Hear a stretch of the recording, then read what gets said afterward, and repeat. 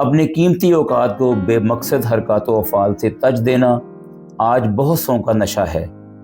جہاں تک معلومات کا تعلق ہے، ہم یہ خوب جانتے ہیں کہ ہمیں اپنا وقت کسی بھی غیر ضروری کام میں ضائع نہیں کرنا چاہیے، لیکن جذباتی ہڑک ہمارے بس سے باہر ہو جاتی ہے، ہم اسے شکست نہیں دے پاتے۔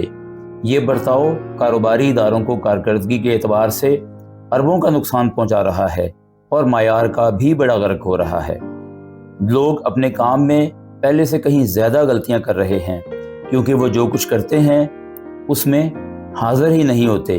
ان کا قیمتی ارتکاز اس بے تکی ٹیکنالوجی کے استعمال کی وجہ سے بھسم ہو جاتا ہے اور ان کی انمول توجہ اغوا کر لی جاتی ہے۔